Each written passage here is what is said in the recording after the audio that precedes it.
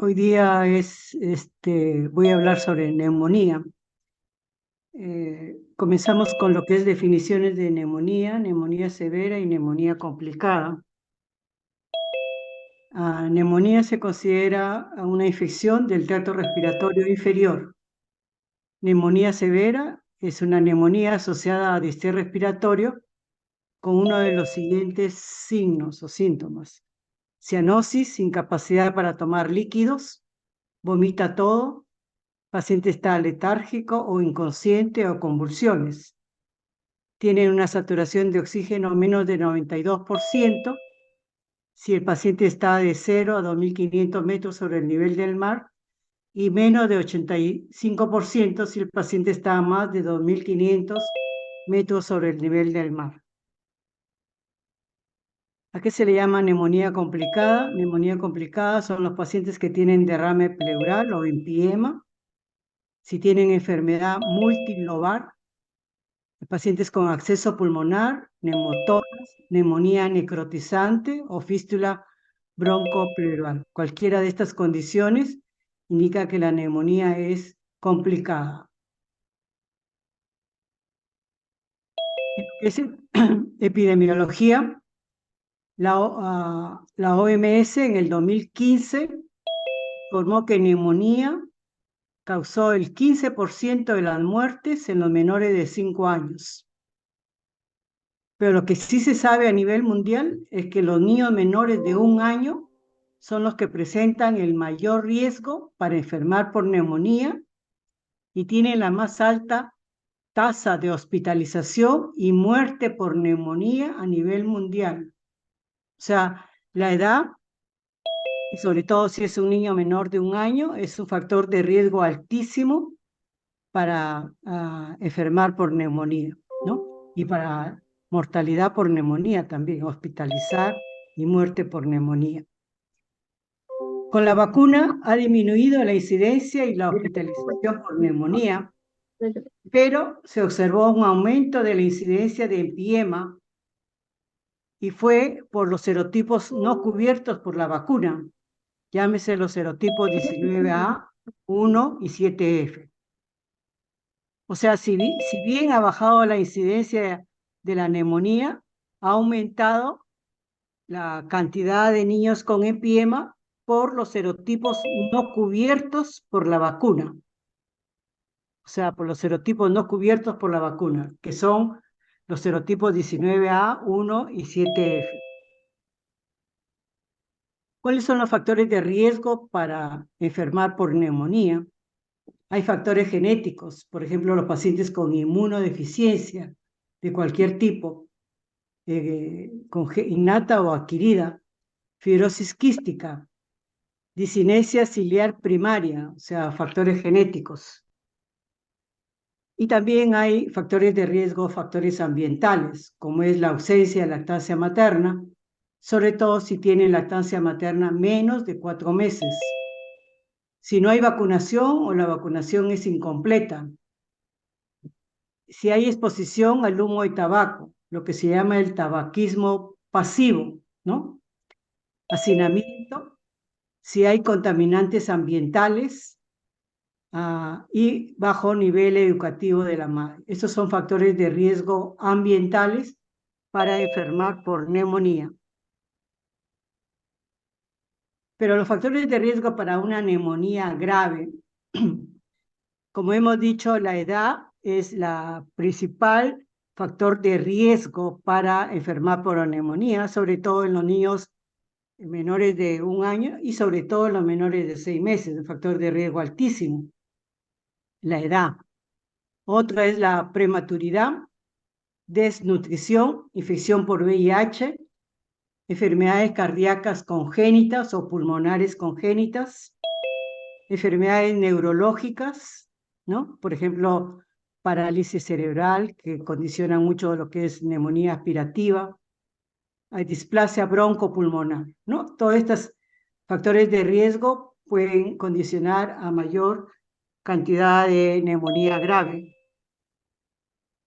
En lo que es la etiología, eso depende de la edad también. En los menores de 1 mes, llámese neonatos, Ahí tenemos los gérmenes de sepsis neonatal, estreptococo beta hemolítico, grupo B, los gram negativos, Escherichia coli, Klebsiella, la Listeria monocitógenes, Clamidia trachomatis, Staphylococcus aureus, Ureaplasma aureolíticum. Eso en lo que es bacterias. En lo que es virus, citomegalovirus, herpes virus, virus sincicial respiratorio, enterovirus, adenovirus, virus de la rubiola, influenza AB y parainfluenza. Y entre otros tenemos especie de cándida, toxoplasma y treponema pálido. En la edad de 1 mes a 3 meses, ¿no? En niños pequeñitos, tenemos estreptococo neumonía, clamidia trachomatis, hemófilos influenza tipo B, estafilococo aureus, bordetella pertussis, listeria monocitógenes, micoplasma pneumonia y pseudomonas aeruginosa. En lo que es virus, tenemos el virus sincicial respiratorio, citomegalovirus, influenza A y B, parainfluenza, adenovirus, metaneumovirus. En la edad de 4 meses a 4 años, tenemos ya estreptococo neumonía como causa más frecuente, hemófilos influenza tipo B, Moraxella catarralis, estafilococo aureus, incluido el estafilococo aureus meticilino resistente adquirido en la comunidad, Mycoplasma pneumonia, Mycobacterium tuberculoso, Leptospira. En lo que es virus, tenemos virus sincicial respiratorio, influenza A, B, parainfluenza, adenovirus, metaneumovirus, rinovirus y coronavirus. Y en la edad de 5 años a 12 años, tenemos estreptococo neumonía, Mycoplasma pneumonia, Clamidophila pneumonia, Coxiella burnetii y Mycobacterium tuberculoso. En virus tenemos influenza A y B, y VAC. Entre otros tenemos Coccidioides ignitis, Plasma capsulatum, Blastomisis dermatitidis.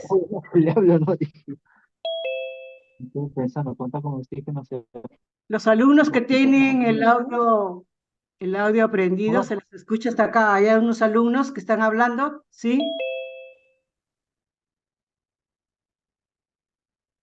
¿Ok? ¿Puedo seguir? Sí, doctora.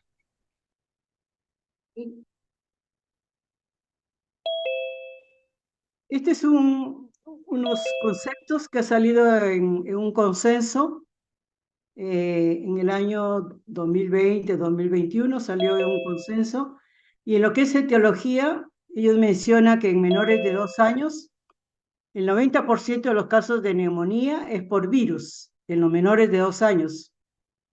El más frecuente en los menores de 2 años es el virus sincicial respiratorio, en neumonía. Y en los mayores de 2 años, el más frecuente es rinovirus. En lo que es bacterias, el más frecuente es Streptococcus pneumoniae, es el neumococo, ¿no? Es el más frecuente.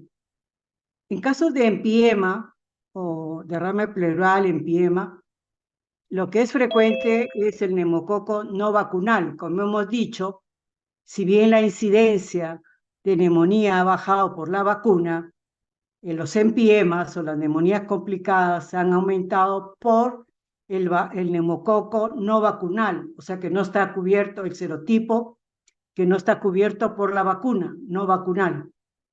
Otro germen frecuente en empiema o derrame pleural es Staphylococcus aureus, Streptococcus pyogenes.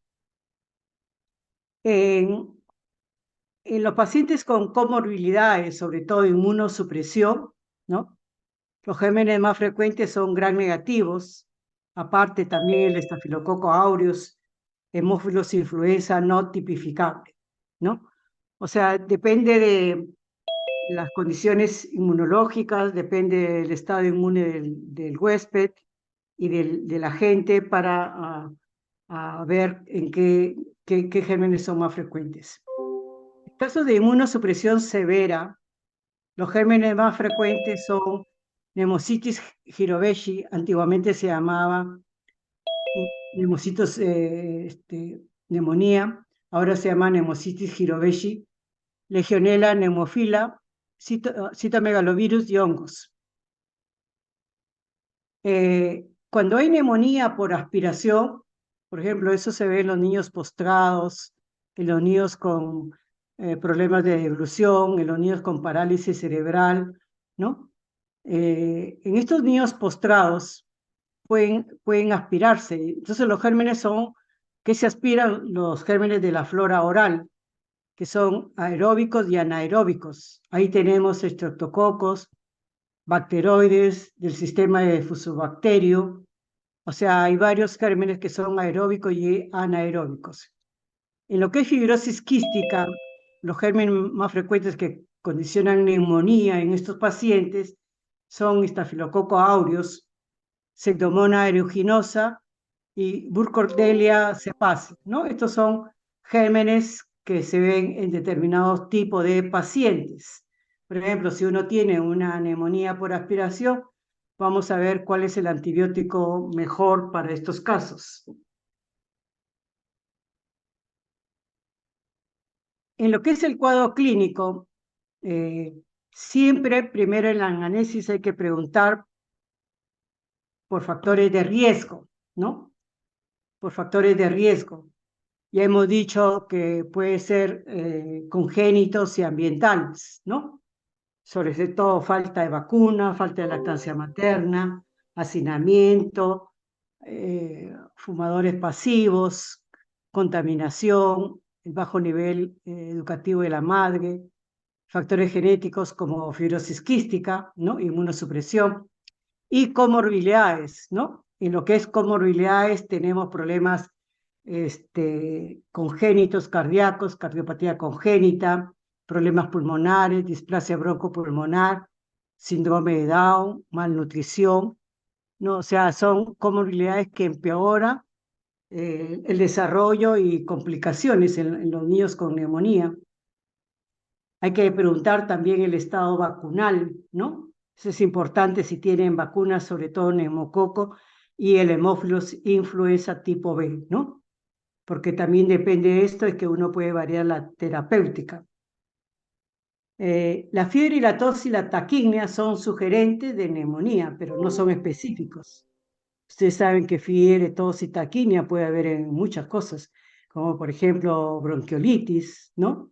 En fibrosis quística con neumonía, pero no es específico, pero son sugerentes, ¿no? Si bien, por ejemplo, en la televisión ustedes van a ver que si el paciente o el niño tiene fiebre, tos y agitación rápida, llevarlo a un centro de salud, ¿no? Porque lo que puede tener podría ser una neumonía, ¿no? La hipoxemia es un signo ligado a mortalidad, morbimortalidad. Y el esfuerzo respiratorio son signos más específicos para neumonía. ¿Cómo se podría pensar en una neumonía viral o cómo se podría pensar en una neumonía atípica? Este es un cuadro que salió en un consenso, ¿no? En el consenso que estaba mencionando, en lo cual mencionan acá las características clínicas de radiológicas y laboratorios asociados con neumonía, con la etiología de neumonía adquirida en la comunidad. Acá tenemos neumonía adquirida en la comunidad típica, llámese típica las bacterianas, ¿no? Neumococo, Haemophilus influenza, Staphylococcus aureus, Streptococcus pyogenes. Y las atípicas entra el grupo de virus, ¿no? Virus incisional respiratorio, adenovirus, rinovirus, y también en las atípicas está considerado el Mycoplasma pneumonia y el Chlamydophila pneumonia, ¿no? O sea, cuando uno habla de neumonía atípica, estamos hablando de neumonía viral y neumonía por Mycoplasma chlamydophila. Entonces, cuando, por ejemplo, uno dice neumonía típica, atípica, en menor de 4 años es virus, ¿no? Menor de 4 años es virus. Y ahí no se necesita macróleo, no se necesita antibiótico porque son virus. En cambio, si una neumonía atípica, uno sospecha en una neumonía atípica en un mayor de 5 años, puede ser micoplasma y clamidofila, y en esos casos sí se recomendaría dar macrólidos, ¿no? Entonces, cuando uno tiene una neumonía bacteriana, o una probable viral o una atípica, vamos a ver las características clínicas, radiológicas y de laboratorio. La edad general o más común en lo que es bacteria es cualquier edad, principalmente en menores de 3 a 5 años. En lo que es virus, menor de 3 a 4 años. Y en lo que es atípica de micoplasma o clamidiofilia es mayor de 5 años. ¿Cómo se inicia? El inicio es súbito en bacteria, en virus es gradual y en micoplasma es insidiosa. La fiebre en bacteria es mayor de 39, en virus es menos de 39 y en micoplasma es menos de 39. El estado general en bacteria está comprometido, ¿no? En virus está normal y en micoplasma está normal. Historia familiar, en bacteria no hay, en virus puede haber, ¿no? Generalmente hay hermanos o papás enfermos en virus y en micoplasma es distante. En lo que es la tos, en bacteria es productiva, en virus puede ser o no ser productiva y en micoplasma es irritativa. En lo que es síntomas asociados, en bacteria puede haber herpes labial, en virus puede haber conjuntivitis, mialgias, y en micoplasma puede haber cefalea y mialgias. A la auscultación, en lo que es bacterias hay ruidos alveolares, alvéolo, son crepitantes localizados, crepitantes. En lo que es virus, ruidos bronquiales, son sucrepitantes y sibilantes bilaterales. En lo que es micoplasma, puede haber crepitantes aislados, solos o bilaterales, o sibilantes. En lo que es una placa de tórax, en bacteria, generalmente hay consolidación con o sin líquido, derrame. En virus, hay un infiltrado intersticial, atrapamiento de aire y atelectasis. Y en micoplasma puede ser variable, predominantemente un infiltrado intersticial, menos frecuentemente consolidación. En lo que es el hemograma, en bacteria hay leucocitosis con neutrofilia. En virus puede ser variable. Y micoplasma generalmente es normal. Proteína C reactiva, en bacteria es mayor de 80 a 100, en virus es menor de 80 y en micoplasma es menor de 80. La procalcitonina en bacteria es mayor de 2, en virus menor de 2 y en micoplasma menor de 2. Entonces, si bien durante mucho tiempo se consideró que tanto clínica como radiología era, y menos con la procalcitonina, diferenciar entre virus y bacterias, y eso probablemente muchos lo mantienen hasta ahora. Sin embargo, acá hay unos tips o unos tips para poderles más o menos orientar, ¿no? Por ejemplo, una bacteria, una plaquetora, si tiene derrame, empiema, generalmente es una bacteria, ¿no? Una plaquetora. En micoplasma, la gran mayoría son infiltrados intersticiales, igual que en virus, ¿no? Por ejemplo, en bacteria la mayoría son crepitantes. En cambio, en virus son subcrepitantes y sibilantes, ¿no? Igual que en micoplasma. En micoplasma pueden haber crepitantes o sibilantes, ¿ok? Entonces, cuando uno examina a un niño, uno tiene que hacer inspección, palpación, percusión y la auscultación. En la inspección es importante observar la forma del tórax. Muchas veces cuando el toro está deformado, en quilla, o está deformado sobre todo en un lado, uno puede buscar anomalías congénitas, ¿no?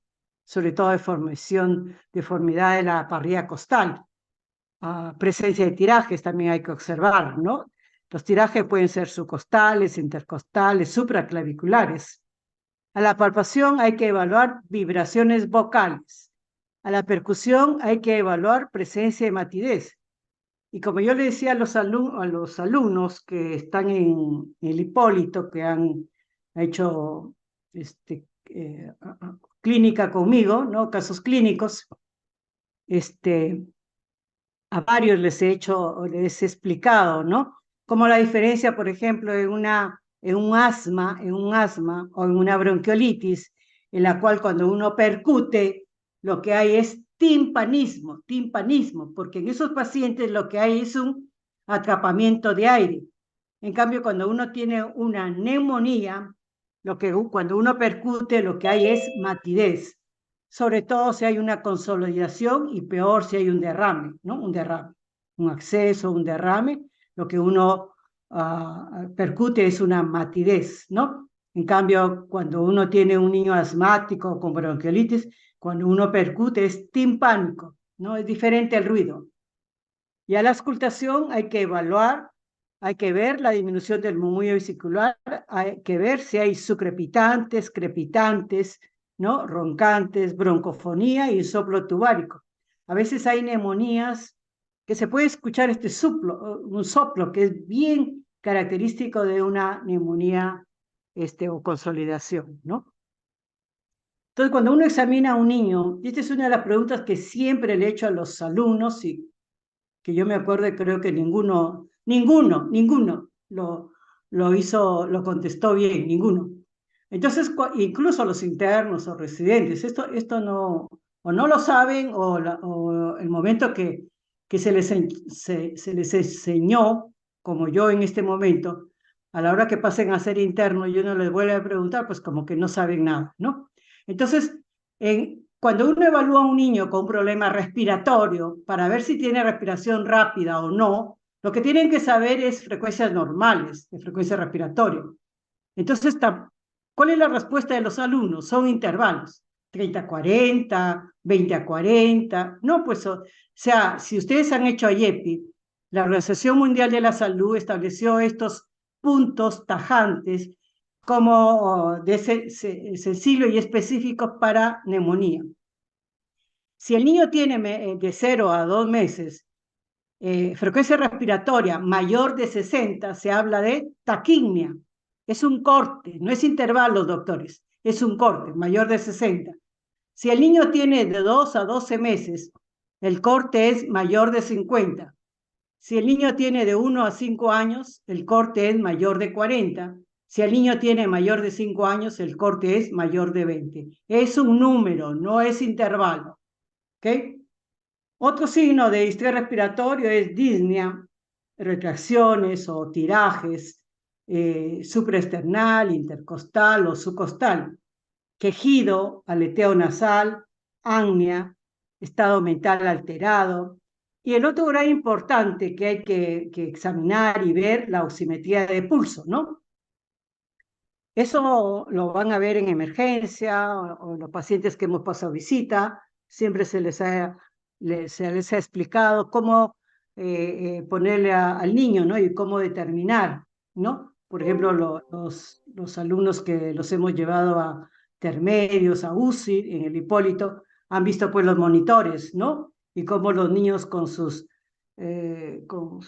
tapones que les ponen ahí en tórax, podemos ver la oximetría de pulso, si es mayor o menor de 90%.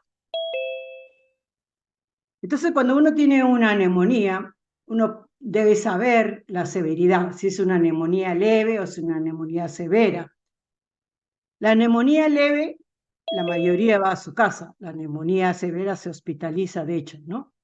La neumonía leve, cuando hay la temperatura menor de 38,5, el distrés respiratorio no tiene o está leve, la frecuencia respiratoria es menos que cuando es menos para la edad que en caso de neumonía moderada o severa. Los tirajes, no hay tirajes o solo son leves. No hay quejido, no hay aleteo nasal, no hay apnea, y el estrés respiratorio es disnea es muy poca, muy leve. El color del niño es normal, el estado mental es normal, el niño tiene normosemia, o sea, la saturación está más del 92%, se alimenta bien, no vomita, frecuencia cardíaca normal y el llenado capilar en menos de 2 segundos.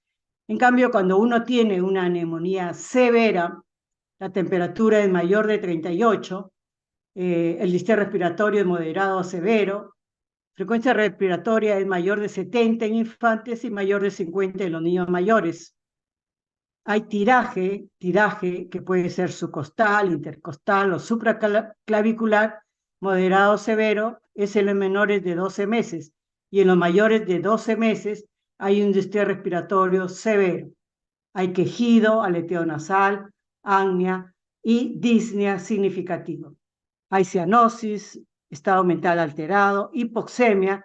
Uno habla de hipoxemia cuando la saturación está menor de 90% en aire ambiental. Rechaza alimentarse o signos de deshidratación, taquicardia y llenado capilar menos de 2 segundos. O sea, son signos de gravedad, ¿no? Paciente que tiene quejido. Hay unos niños lactantes que cuando tienen neumonía severa no solo tienen quejido, no solo tienen aleteo nasal, sino que bambolean la cabecita. Y cuando uno ve un bebé de 2 meses, 3 meses que bambolea la cabeza, es un signo de severa gravedad, severa gravedad. Entonces, es un niño grave con frecuencia respiratoria muy aumentada, con tirajes, con quejido, aleteo nasal, con disnea, puede estar cianótico, puede estar soporoso, puede estar deshidratado, taquicárdico y con llenado capilar mayor de 2 segundos. Entonces, en una neumonía es importante la anamnesis, todos los datos importantes que hemos dicho que hay que preguntar, factores de riesgo, comorbilidades, estado vacunal, antecedentes familiares, si es que ha habido algún enfermo en casa, sobre todo niños que vienen del colegio y traen generalmente virus y contagian a los niños pequeños, o padres enfermos que contagian, o tuberculosis, ¿no? Que siempre hay que buscar, cuando uno tiene una neumonía por TB, buscar el contacto epidemiológico de algún familiar con tuberculosis, ¿no? Los antecedentes son importantes. El examen físico ya hemos mencionado, la auscultación, percusión, observación y la auscultación, ¿no? La radiografía de tórax, oximetría de pulsos importantes. Si el niño es menor, tiene una saturación menos de 90%, eso hay que hospitalizarlo sí o sí. Confirmación microbiológica, hemocultivo, cultivo de líquido pleural y reacción de cadena polimerasa, que es el TCP. Entonces, en lo que es laboratorio, uno tiene que pedir en el esputo un gran y un cultivo del esputo, ¿no? Sobre todo en los niños que pueden expectorar, o si no, se les puede hacer un esputo inducido. ¿Qué cosa se llama esputo inducido? Cuando uno lo nebuliza con solución salina, hace que el niño pueda tener una mejor muestra, ¿no?, de esputo. Hay que tomar hemocultivo, cultivo de líquido pleural, biopsia pulmonar. Cuando uno compara la positividad de la bacteria entre hemocultivo y cultivo de líquido pleural, es más alto la positividad para conseguir la bacteria en el líquido pleural. Entonces, cuando tienen líquido pleural, de todas maneras tienen que mandarlo a cultivo, un PCR o reacción de cadena polimerasa para bacterias, ¿no? Hay que pedir test para patógenos virales, ¿no? El IFI viral, secreciones nasofaringeas, ¿no? El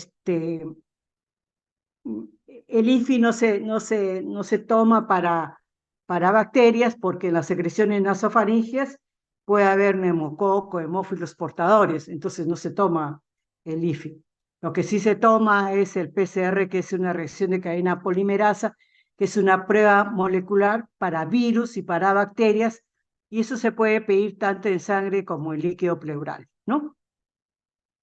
Es importante también hacer un test de antígeno de neumococo en orina, pero esto se hace solo en mayores de 5 años, solo en mayores de 5 años, para conseguir la etiología de neumococo.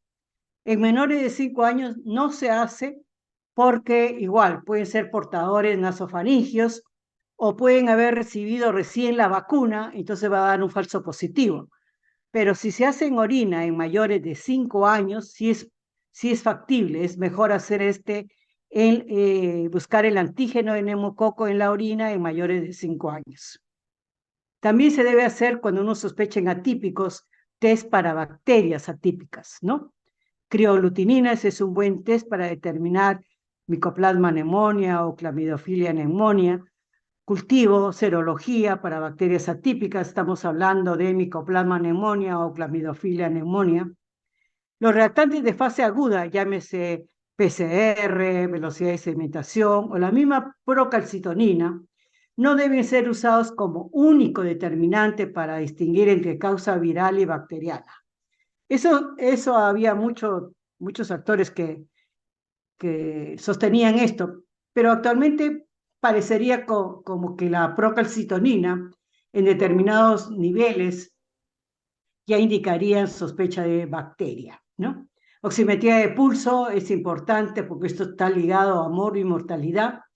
Pulsos, pruebas para descartar TBC pulmonar, sobre todo si hay el antecedente de contacto con una persona enferma por TB, y estudios por imágenes, llámese plaquetoras, ecografía, tomografía, resonancia magnética, ¿no?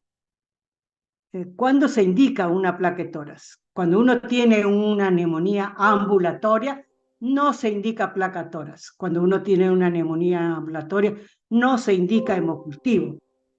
¿Por qué? Porque una neumonía ambulatoria, la porcentaje de positividad de coger un germen bacteriano es poquísima, 20%.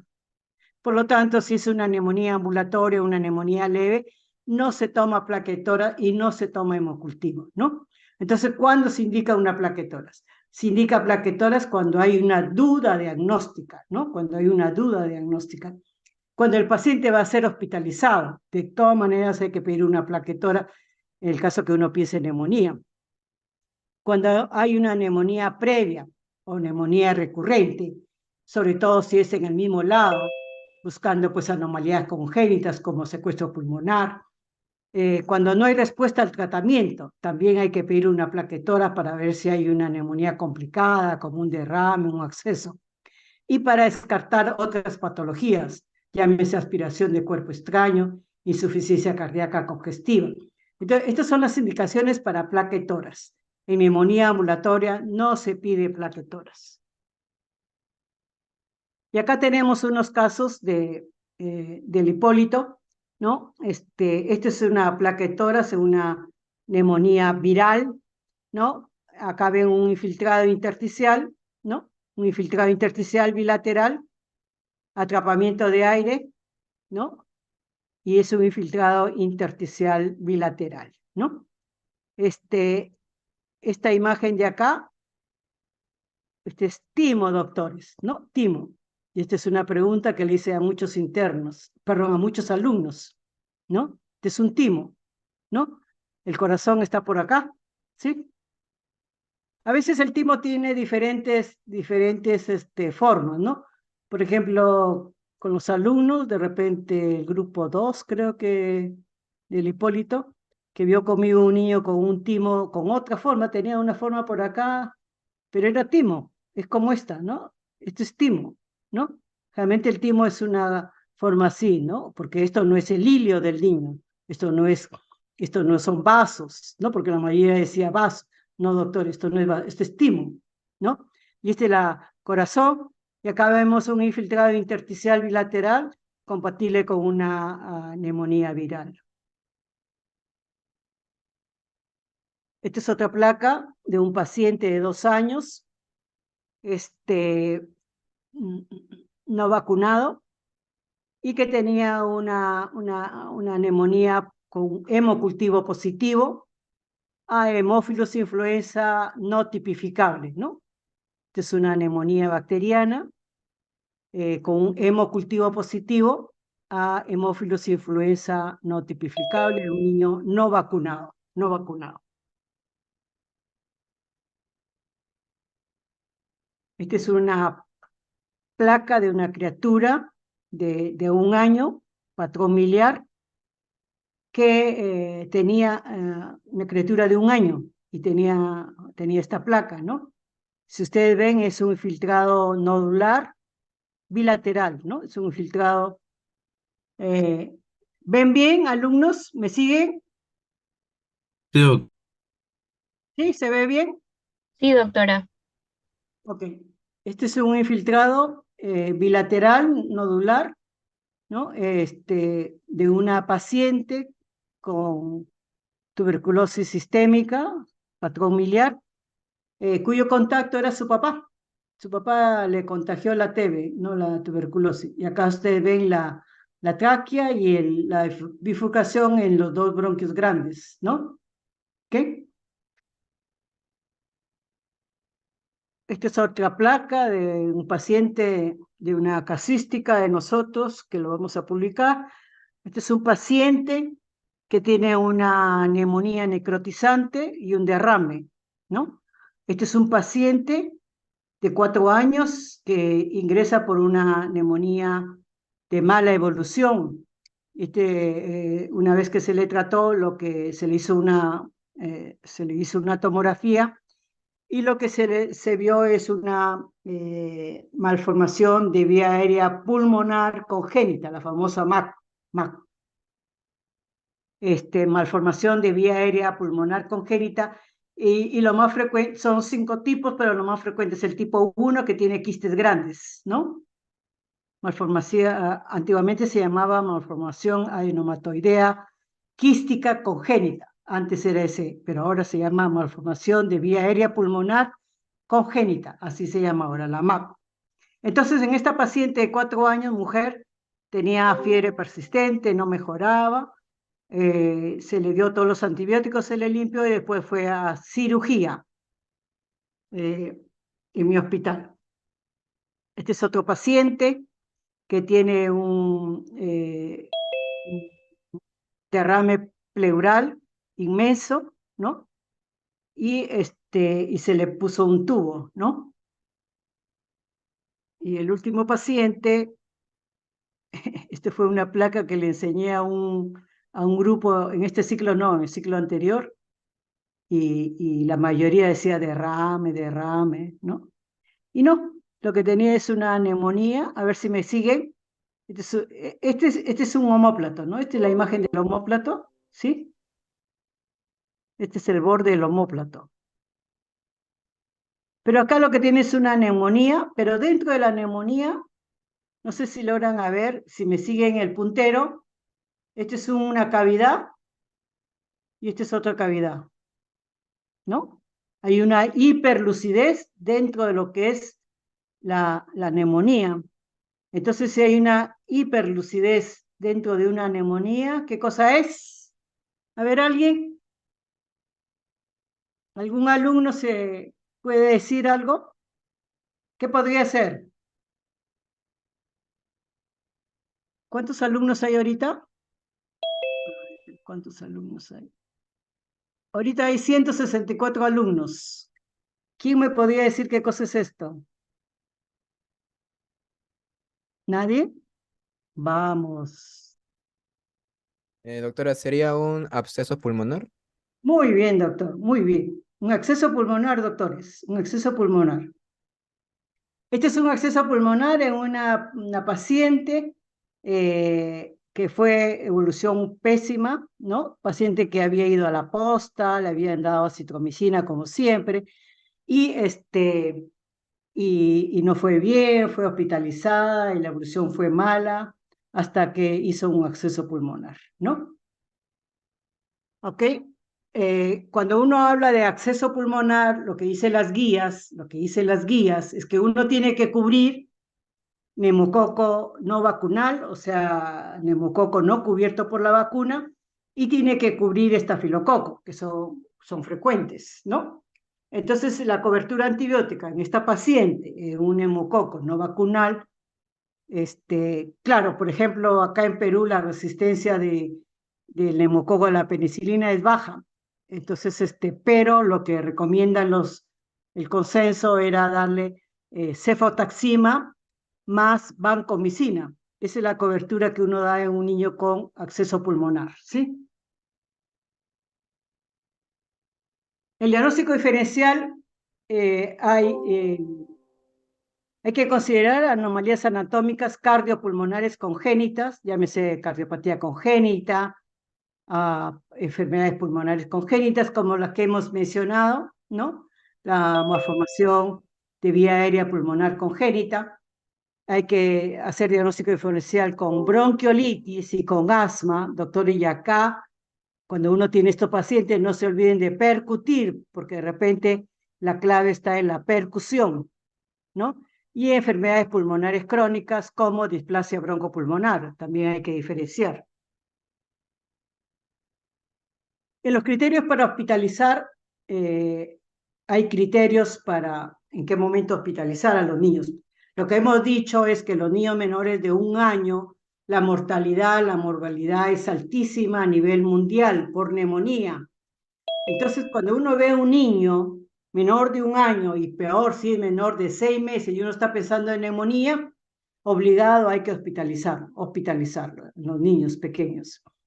Hay que hospitalizar si la saturación de oxígeno es menos del 92%, eso es cuando es de 0 a 2.500 metros sobre el nivel del mar, y menos del 85% si el paciente está a más de 2.500 metros sobre el nivel del mar.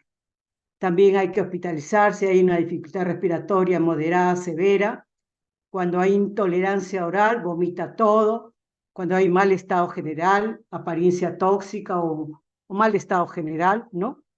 Y fracaso a la terapia ambulatoria. Esas son indicaciones para hospitalizar. Mal estado general, sobre todo si hay compromiso de conciencia, ¿no? El distrés respiratorio es severo, la saturación es baja, vomita todo o fracaso de la terapia ambulatoria. También si hay comorbilidades, por ejemplo, pacientes con cardiopatía congénita, pacientes con síndrome de Down, pacientes malnutridos, con inmunodeficiencia, con problemas congénitos pulmonares o cardíacos, con neumonías complicadas, eso hay que hospitalizarlo.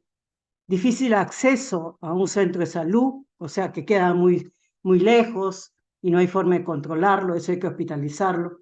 Dificultad para completar el tratamiento ambulatorio en casa, eso hay que hospitalizarlo. Por ejemplo, a veces el niño se queda pues con la, con la, con la chica, la señorita que lo cuida. Entonces, a veces no hay mucha garantía que lo pueda hacer. Entonces, en esos casos es mejor hospitalizar, ¿no? Esto está en el MINSA de acá de Perú, y estos son el tratamiento para lo que es neumonía. Primero es para consideraciones generales para tratar a los niños con problemas respiratorios, es el acrónimo FALTA, ¿no? F de fiebre, cuando el paciente tiene mayor de 38 grados axilar, hay que darle paracetamol o un antipirético, pero si el paciente tiene menor de 38, lo puede bajar con medios físicos, o sea, baños con agua tibia. En lo que es alimentación, si el niño es menor de 6 meses y lacta, hay que decirle a la madre que lo siga lactando, pero si ya inició alimentación, debe seguir dándole sus alimentos habituales.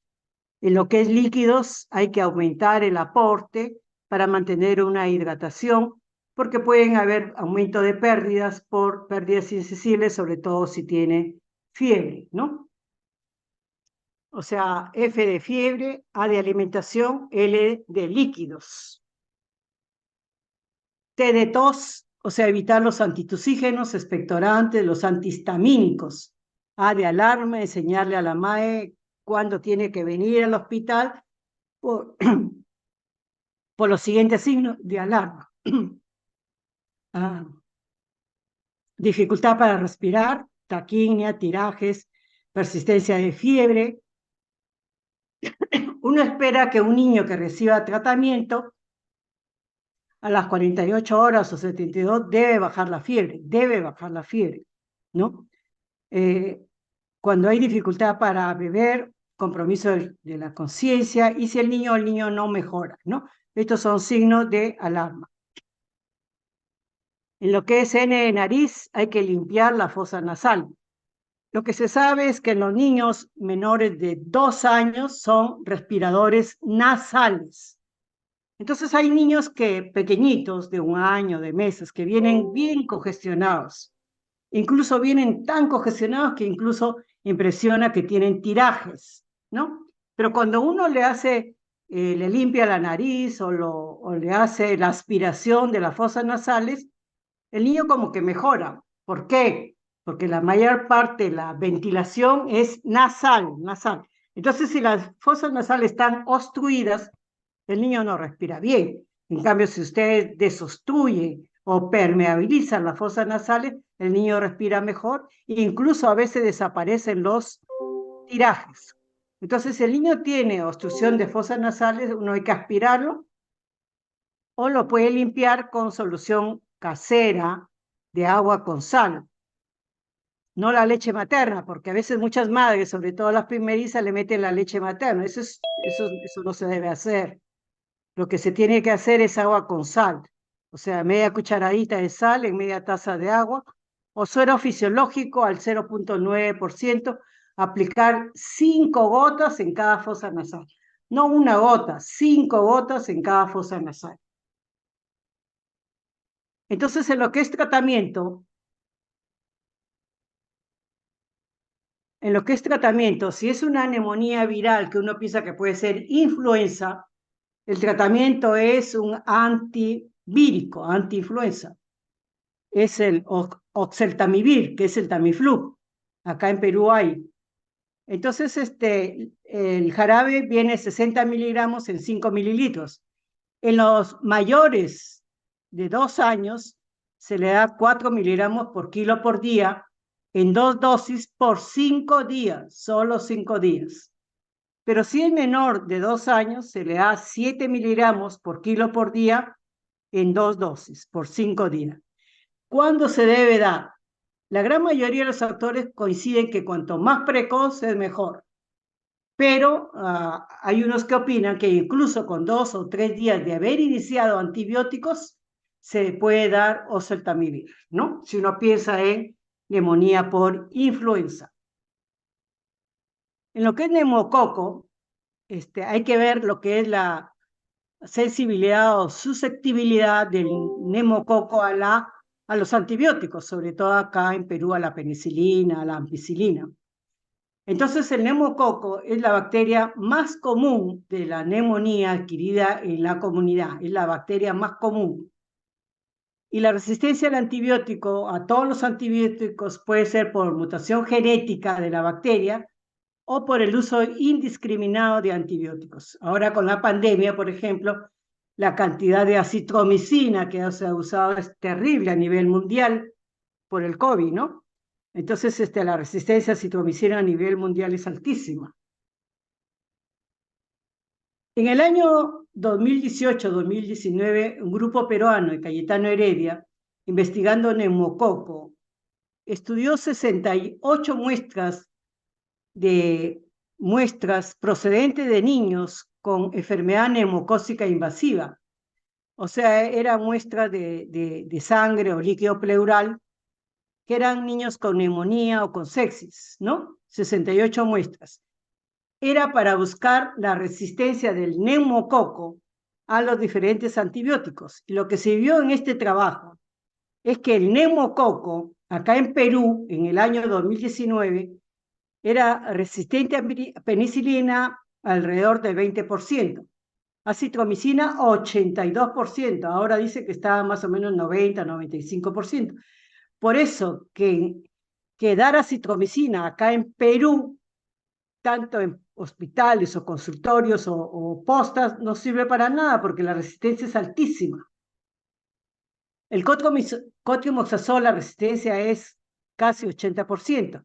Clindamicina es 75%. Sin embargo, se vio que todas las muestras son sensibles a cloranfenicol. Entonces, si uno tiene un neumococo que es sensible o que es ambulatorio, uno le puede dar penicilina oral, le puede dar ampicilina o le puede dar cloranfenicol, porque cloranfenicol, todas las muestras fueron sensibles a cloranfenicol, ¿sí? Entonces lo que MINSA dice es que en pacientes ambulatorios con neumonía ambulatoria, ¿qué antibiótico hay que usar? Lo que ellos dicen en MINSA es que se le puede dar ampicilina o cloranfenicol. ¿Por qué? Porque el cloranfenicol todas las cepas son sensibles a cloranfenicol. Entonces uno puede dar amoxicilina o cloranfenicol. Entonces, ¿en qué dosis? La dosis es de amoxicilina 90 miligramos por kilo por día, dividido cada 8 horas, o cloranfenicol 50 miligramos por kilo por día, dividido cada 8 horas. En los dos casos, el tratamiento es solo 7 días. Incluso han salido los últimos reportes en Pediatric Reviews de tratamiento de neumonía solo 5 días, ¿no? Solo, igual que otitis, ¿no? Ahora ya no se da pues 10 días. Ahora se ha visto que con 5 días, tanto neumonía como otitis, es suficiente para cantidad de tratamiento por antibióticos, ¿no? Si uno piensa en gérmenes atípicos, llámese micoplasma, llámese clamidofilia pneumonia, uno puede darle uno de los siguientes macrólidos. Puede ser eritromicina, 50 miligramos por kilo por día, cada 6 horas, por 7 días. Puede ser claritromicina, 15 miligramos por kilo por día, cada 12 horas. O puede ser acitromicina, 10 miligramos por kilo por día, cada 24 horas. Y en este caso sí, solo 5 días, ¿no? Esos son los macrólidos que hay acá.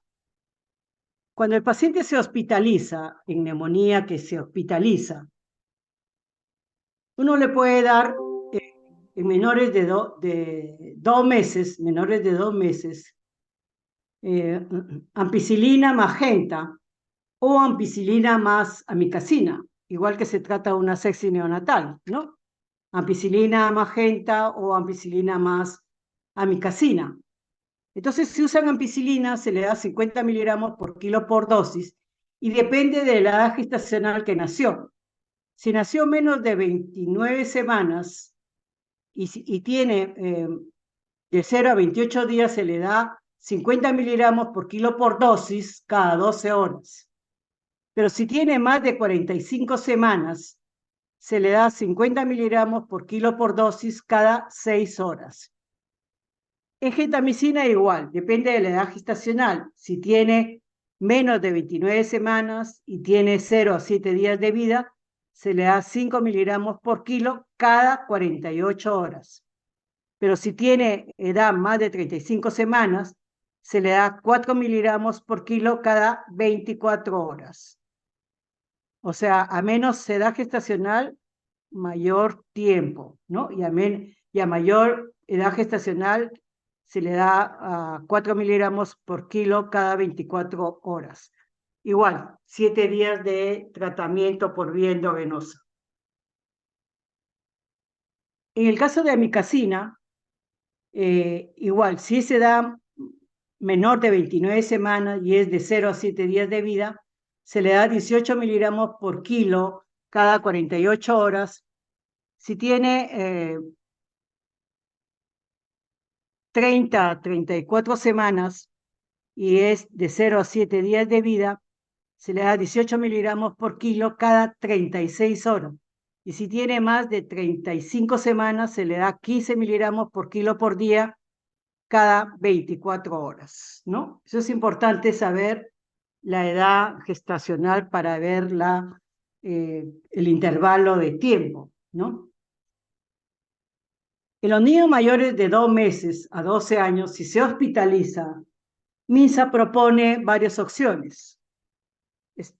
Acá en Perú uno le puede dar ampicilina, ¿por qué? Porque la penicilina sigue todavía altamente sensible a la penicilina. Por ejemplo, en España hay unos trabajos en España sobre neumonías en niños pequeños y ellos también han sacado un consenso. Eso salió, España tiene un consenso de manejo de neumonía. Eso salió en un archivo de bronconeumología. Eso lo pueden encontrar.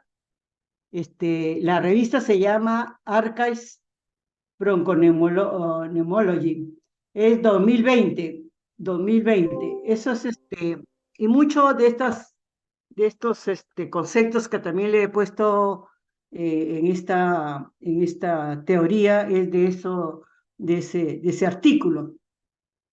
Por ejemplo, en España usan la ampicilina en todo niño que se hospitaliza. ¿Por qué? Porque el neumococo, que es la bacteria más frecuente causante de neumonía en los niños, es altamente sensible a penicilina o ampicilina, porque ellos le dan ampicilina o le dan penicilina, ¿no? Igual que nosotros, ampicilina o penicilina.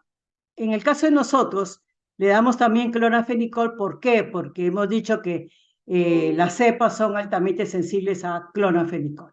Entonces, si usan ampicilina, le dan 200 miligramos por kilo por día, cada 6 horas. Si usan clorafenicol, dan 100 miligramos por kilo por día, cada 6 horas. Y si usan penicilina G sódica, le dan 250.000 unidades internacionales por kilo por día, dividido cada 6 horas. Igual, tratamiento es 7 días. En el caso que uno pensara o que uno le hace un hemocultivo, y le sale resistente el neumococo a la penicilina. ¿Cuándo se habla de resistente? Cuando la concentración mínima inhibitoria es entre 4 y 8. Se dice que mayor de 4, mayor de 8 es ya la concentración mínima inhibitoria, microgramos por mililitro. Cuando ya es mayor de esas cantidades, se habla de resistencia del neumococo a la penicilina. Y en tal caso, en esos casos, aunque en trabajos de Cayetano mencionan que los pacientes que tienen neumococo altamente invasivo que condiciona neumonía o bacteriemia, en esos casos mejor usar cefalosporina de tercera generación, pero los consensos más usan cefotaxima y casi nadie lo menciona ceftriaxona. Acá en Perú se usa mucho la ceftriaxona, pero en los consensos mundiales la mayoría menciona cefotaxima. Si uno da ceftriaxona, le da 100 miligramos por kilo por día cada 12 horas. Y si uno da cefotaxima, le da 150 miligramos por kilo por día cada 8 horas. Si uno tiene un paciente no vacunado o uno sospecha un hemófilus, o sea, paciente no vacunado, uno le da un antibiótico que cubra el hemófilus, que es gran negativo, y en ese caso se usa la cefuroxime, ¿sí?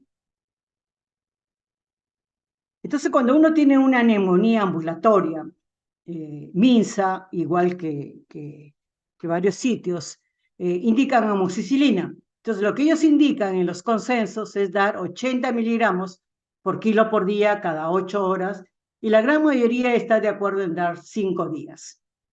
Cuando uno tiene neumonía por aspiración, ya hemos dicho qué cosa se aspira la flora oral, la flora bucal, y por lo tanto hay aerobios y anaerobios. Entonces acá lo que recomienda el consenso es dar amoxicilina con ácido clavulánico, ¿no? Para cubrir aerobios y anaeróbicos. Cuando uno tiene una neumonía en un paciente hospitalizado menor de 3 meses, lo que ellos recomiendan es dar ampicilina más cefotaxima. MINSA lo que dice es dar ampicilina más genta o ampicilina más amiquín, ¿no?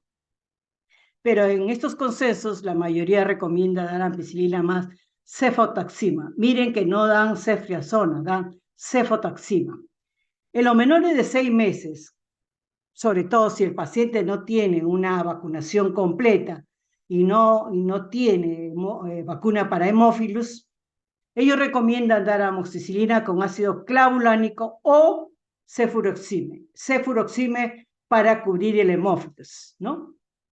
En neumonía por influenza es un virus, hay que darle un antiviral, hay que dar oseltamivir. Ya hemos dicho la dosis y es 2 veces al día por 5 días. Cuando hay una coinfección de influenza con neumococo, cuando hay neumonías virales, la neumonía generalmente, el 30% de las neumonías virales son de varios virus, no generalmente un solo virus, puede ser de varios virus, varios virus. Igual, puede haber coinfección de influenza más neumococo. Cuando hay coinfecciones hay mayor severidad, mayor severidad. Entonces, cuando hay influenza más neumococo como coinfecciones, se recomienda dar amoxicilina con ácido clavulánico para el neumococo y oseltamivir para influenza. Si uno tiene una coinfección de influenza con estafilococo aureus, para cubrir estafilococo aureus, el consenso indica dar clindamicina o vancomicina o cloxacilina, ¿no? Cuando hay, por ejemplo, el estafilococo aureus que viene de la comunidad, solo el 20% es estafilococo aureus resistente a meticilina, solo el 20%. Entonces el 80% es sensible, y en esos casos uno le puede dar cloxacilina, cloxa. Entonces, como medidas preventivas para evitar la neumonía, una de las cosas que uno tiene que hacer es educar a las madres, por ejemplo, decirle que la lactancia materna exclusiva protege a los niños para neumonía, sobre todo si es hasta los 6 meses de edad, ¿no? Es una medida protectora, ¿no? Preventiva, protectora, ¿no? La lactancia materna. Hay que dar una alimentación balanceada, ¿no? Cuando hablé de qué, no sé si de talla baja o de obesidad, creo, lo que significa una alimentación balanceada, ¿no? El semáforo, amarillo, verde y rojo, ¿no? ¿Se acuerdan? Esa es una alimentación balanceada. No solo macronutrientes, sino micronutrientes. De los micronutrientes, los más importantes, ¿cuáles eran? Zinc, ¿no? Ácido fólico, vitamina A, vitamina K, hierro, yodo, ¿no? Los micronutrientes. Y nutritiva de acuerdo al grupo etario. Hay que dar una vacunación completa, completa. Eso es importantísimo para evitar o disminuir la incidencia de neumonías, ¿no? Según el esquema nacional de vacunación, evitar la anemia, ¿no? Consumir alimentos ricos en zinc. El zinc evita enfermedades infecciosas como neumonías y como diarreas, ¿no? Evitar el contacto con personas enfermas. Por ejemplo, si un niño viene de un colegio, ¿no? Contagiado por virus del colegio, pueden contaminar pues a los niños o los pacientes o los niños que tienen familiares con tuberculosis. También hay que tener mucho cuidado por el contagio y sobre todo ahora que hay, por ejemplo, mi hospital es un hospital de referencia de TB y hay muchos niños que son contagiados con padres que tienen tuberculosis multidrogo resistente, en lo cual el esquema de manejo de tratamiento es terrible, ¿no? Para esos niños. Creo que ya me excedí de tiempo. ¿Alguna pregunta? No sé si hay alguna pregunta. Creo que me he excedido con 4 minutos. No sé qué docente está. ¿Alguna pregunta o terminamos? Creo que el otro docente debe estar esperando, ¿no? Todo claro, doctora. Ok, nos vemos. A la próxima. Nos vemos. Gracias. Gracias, doctora. Hasta luego. Gracias.